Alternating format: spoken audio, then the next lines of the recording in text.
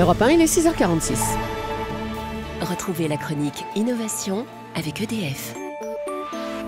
Bonjour Sandra Freeman. Bonjour Bruce Toussaint, bonjour à tous. Vous nous parlez ce matin des MOOC. Alors ce sont des nouvelles plateformes d'enseignement via le net, un concept qui se développe en France depuis quelques semaines. Oui, MOOC, retenez bien ce mot nouveau, il s'écrit M-O-O-C pour Massive Open Online Courses, un mot anglais parce que ce concept vient de Harvard et du MIT, le Massachusetts Institute of Technology, aux États-Unis. Le principe, les cours des meilleures universités dans le monde sont mis à la disposition de tous, gratuitement, sur Internet. C'est ouvert.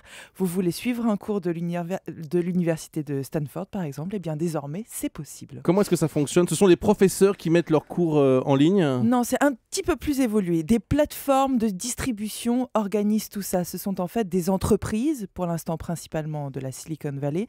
Une d'entre elles, Coursera, fondée par des spécialistes de l'intelligence artificielle, propose plus de 300 cours d'une soixantaine d'universités américaines, mais aussi britanniques, allemandes, chinoises, et l'école polytechnique française y participe aussi. Ainsi, des cours de très haut niveau, jusqu'ici réservés à quelques élites, deviennent accessibles. Alors, vous serez noté pour votre travail, seulement vous n'aurez pas un diplôme de Stanford, mais un certificat payant délivré par Coursera. Est-ce que c'est pas une forme de CNED, le Centre national d'enseignement à distance? Eh bien, j'ai lu dans un article du Monde cette comparaison qui me plaît bien et que je vous redis. Les MOOC sont au CNED français ce que l'A380 est au bimoteur de l'aérospatial. C'est une révolution parce que c'est une immense démocratisation du savoir mondialisé. Les étudiants interagissent entre eux des 4 coins du globe. Ils étaient 1 700 000 inscrits il y a 5 mois. Ils sont 3 millions aujourd'hui dans le monde. Le phénomène est réel et d'ailleurs, en France, on vient d'apprendre le lancement prochain du premier MOOC en droit.